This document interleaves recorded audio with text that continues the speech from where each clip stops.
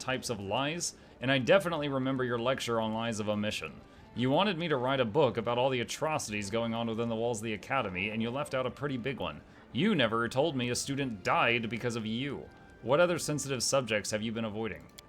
Lindsay, I beg you, let me explain. Eobald, is this true? Yes, Your Highness, I'm afraid it is. As I devoted all my attention to developing the talent of my students, I neglected their moral development, and this led to tragic results. But with all due respect to Headmaster Gitterin, I don't believe in incorrigible villainy, especially not at such a young age. Shellen teaches us not to renounce those who stumble, but to give them a chance to reform. I traveled to your lands in the hopes of a new beginning for my student and for myself. His student. Was it the student that I kicked out, though? How much of what you and Lindsay wrote about the Academy is actually true? There is no direct lie. I admit that, in some cases, I may have concealed or misrepresented some details to protect the innocent. But believe me, it was all with noble intentions. Iravetti's atrocities are no secret to anyone, and this book may well bring about the fall of a tyrant. But I cannot allow the Academy to perish alongside Iravetti. There are too many innocents. Wonderful artists, poets, and composers who have been tainted by Iravetti's crimes against their will. They stand to lose everything if we publish the truth in its entirety. So to put it simply, this book is full of lies, isn't it? Your innocent colleagues all pandered to Iravetti, and you want to shift all the blame onto him alone so they come out clean. What I want is to protect the little good that King Iravetti brought into this world. The Academy is more than just wrongdoing and bullying. It's made up of many brilliant artists who have the potential to change the world for the better. Should we freely trample flowers just for happening to grow out of a muck heap? Why you gotta bring muck into this? Lindsay, what do you think? I don't know. Teacher, you told me so many times that the world isn't made of things, it's made of stories, and we ourselves are made of stories that we tell and believe. But shouldn't those stories also be true? You said that people are essentially animals who love stories. Did you really mean that people are just lying beasts? Well, what is the truth then? A precise statement of past events? We're not neo-shocks or historians, bound to precision for the sake of precision. A bard must take into consideration how her story will affect her audience. Truth and fiction are our materials. They're as valuable to us as rough marble is to a sculptor. The same story used to evoke anger, envy, or fear can be turned to inspire bravery, love, and hope, both versions told in full truth. The events at the base of the story aren't what's important. What's important is the lesson your listeners take from it. Lindsay turns to you, baffled. I don't know what to do. I want to burn the manuscript, start over, and write the whole dirty truth about the Academy. But maybe teacher is right, and that would be a horrible mistake. Maybe saving the good the Academy brings is more important than punishing everyone who's guilty. Okay, here's the things I know happened at the Academy. You got tormented there for years. A kid died because the teachers don't care about if the kids would treat each other nicely. They just care about whether they're good at poetry. And the best person from the Academy, Adamede, just made fun of me in front of Pitax at the tournament and made it sound like I just drank wine and got fat while all of those problems happened over the last 300 days that I was fighting for my life to combat. So, I only know 3 things about that place, but I don't really want to keep it. I don't care if it goes down. Hmm.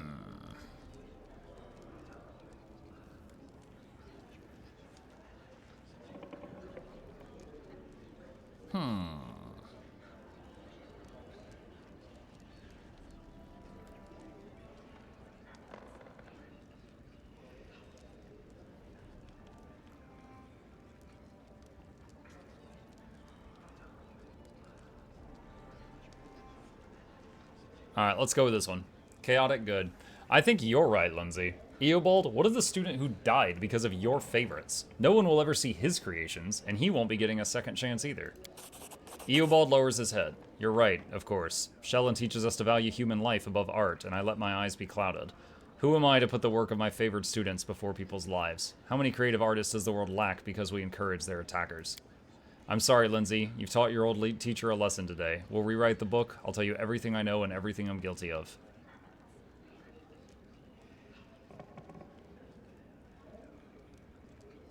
Lindsay, will this book distract you much from your main project?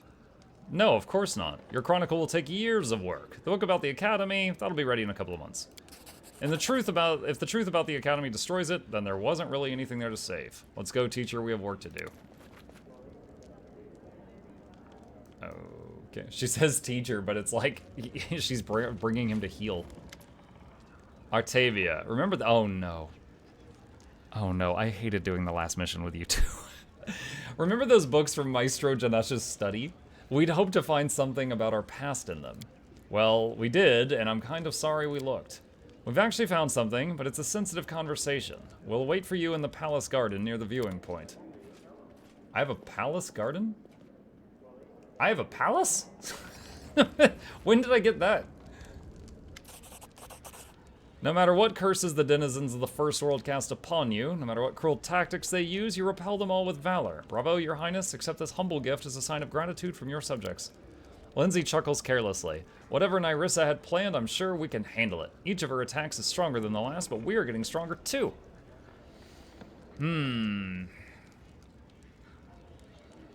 Why do you think the attacks keep getting more dangerous? I think Nyrissa has been playing with us. If she attacked at full strength a few years ago, when the Barony of the Lab was still in the cradle, we couldn't possibly have endured. But I bet she still needed to keep us alive for something. But now that we've lost our usefulness, she's decided to finish us off. I have a different theory. This curse from the Bald Hilltop is an unstable portal, a bridge between Galarian and the First World, and the more it is used, the more firmly anchored it becomes, which allows Nyrissa to send through more and more powerful armies. Honestly, those are both excellent excuses for why the enemy doesn't send a strong thing at level 1. I remember seeing a webcomic about that idea once, where it's like, you know, sir, we've unveiled our attacker. We know who it is.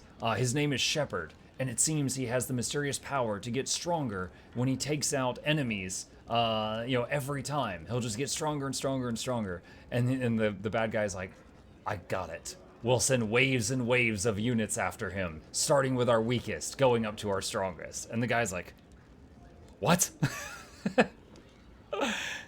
How soon until Nyrissa is able to bring the full power of her army down upon us?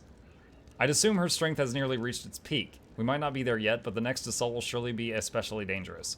How can we use the portal on the Bald Hilltop? Wait, can we use the portal on Bald Hilltop to get to the First World and battle Nyrissa? Alas, not yet. The passage between worlds is not reliable.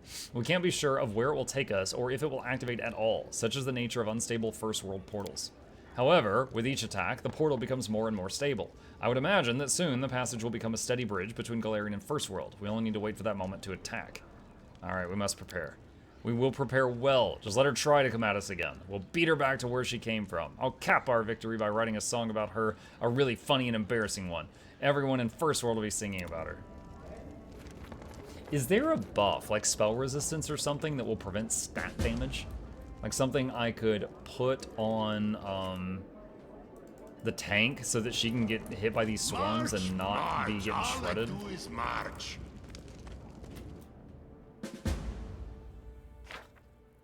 Lindsay Run Invitation, that's done. Darkness Trees Over Death, that's done. Rushlight Tournament Begin, that's done. The Sentinel, Disaster, failed. Population Census. People who evade taxes can fool census takers. Disaster. A War of Shadows. Success, yay! Octavian Regarder want to talk. A visitor waits in the castle. Okay. And we have riots again. Yay!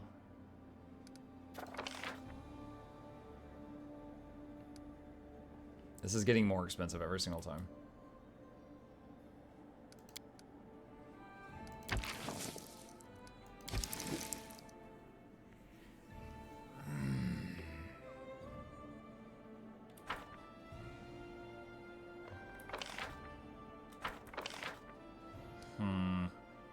See, I'm confused, because, like, you could start this, but I don't, it takes 28 days. I don't know if it will succeed or not.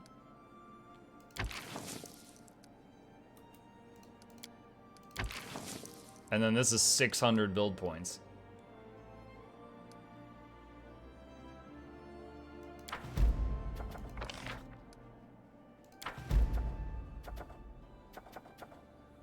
Ugh.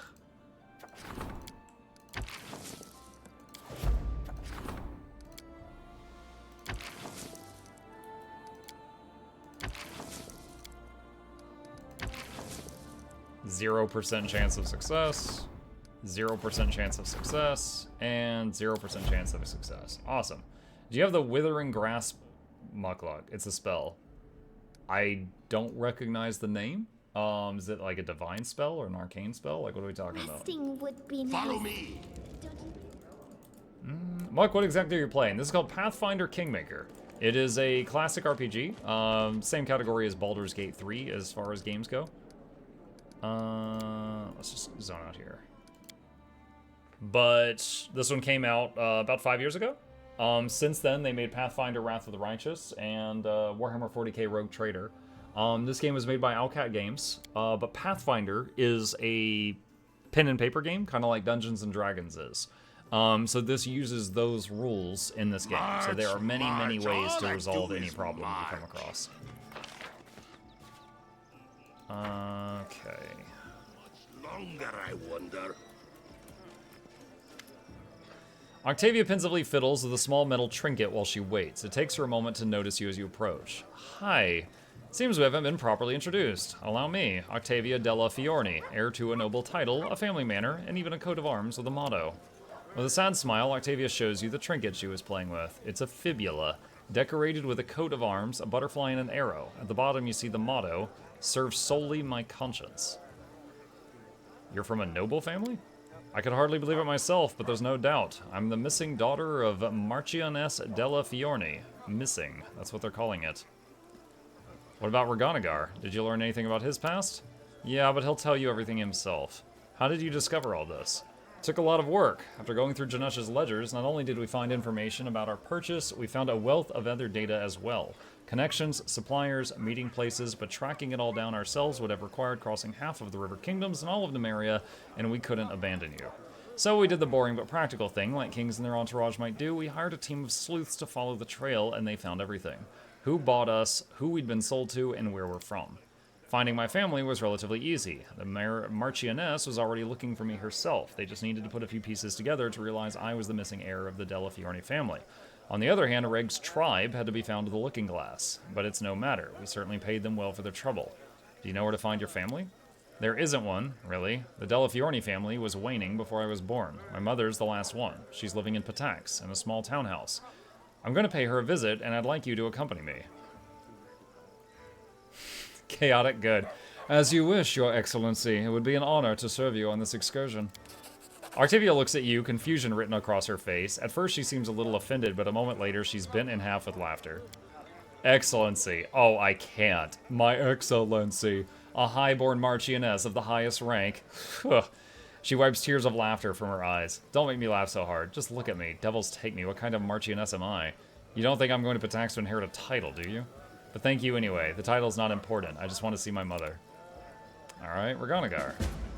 Reganagar stands beneath a tree, gloomily looking down on the city below. Ah, there you are. Well, we found my tribe. Now we just have to go have ourselves a friendly chat. The half-orc clenches his fist. What of Octavia? Did you learn anything of her family? We did. Turns out she's... No, stop. I'm shutting up. That's her news to tell you. How did you end up figuring it all out? Oh, that's another story entirely. We looked through Janush's books for a while, found where he bought us, from whom, who helped him. We got all we could from them, but checking up on the information would have meant traveling all across Numeria and half the River Kingdoms. As you might recall, it wasn't exactly quiet here at the time. Not that it ever is, right? But you know, we never leave you to clean up a mess like that yourself. We ended up hiring a pretty brave crew headed by a good scout. We can't do everything ourselves, right? And they pulled some strings, followed some leads, and figured out everything for us. Well, almost everything. The most important parts, Octavia and I will find out for ourselves when we pay our families a visit. Are you looking for revenge? Actually, wait, who's your tribe? The sewer rats. No, that's not it. Crab lice? Threadbare moles. Man, I just can't seem to remember. Alright, the dung pigs. The half-orc gives you a lopsided grin. Fine, fine. They call themselves the Sharp Fangs, and for good reason. Reganagar grins, displaying his teeth. Smaller than an orc's, but still large and sharp. They have kids with orcs to strengthen their blood. Not bad, huh? They breed themselves like pedigree cattle. So I've really been sold twice. First by my orc sow of a mother. Wow, he just found out who his mother is and called her a sow. Who took some gold to push me and my brother out, never to see us again. Then my father chose which of us to keep and which to sell to the slavers. Treated like an animal my whole life. I'm surprised I'm not barking on all fours. Well, they tried to turn you into an animal, but you kept your humanity. That's something to be proud of. Ha, true, true. You just can't break Reganagar. So are you looking for revenge? Not sure what I want yet. Maybe, maybe not. Might be enough just looking at all these freaks to be sure nature's punished them well enough without me. I'm really just looking for some closure, that's all. I think it's best if you don't meet them. You think so? I'm not really sure myself. I might just go see those stupid faces, lop someone's head off. I think I should at least meet them. Make sure we really don't have anything in common. I think it's a bad idea. You should just forget about them. Maybe you're right. They are just a bunch of dirty savages, selling their own children off like cattle after all. He winces. Oh, alright. If you think it's for the best, we won't go. That's a shame. We put so much effort into everything, but you're right. What good could come out of meeting them? Plus, I would have to party with him again. Okay, so we'll meet Octavia's family at some point. Oh my god, we'll have to level her up like 14 times. Where's Octavia? Yeah, she's like level 10. Yeah. Octavia, I can stomach having her in the party again, but Reganagar would be really rough. Last time I had him in the party, I died on a fight like 15 times. Okay. Alright. So, next. Companions quest. That's Casey. I couldn't find that. That's kind of, okay, so she's writing that book right now. Go meet Octavia's mother. We talked Reganagar out of talking to his tribe. We'll hear news from Pitax soon. Imar says so. We can't go to Pitax. Okay, cool. So we have made substantial progress. We are going to save it here, and we will pick it up with Pathfinder Kingmaker from right here next time.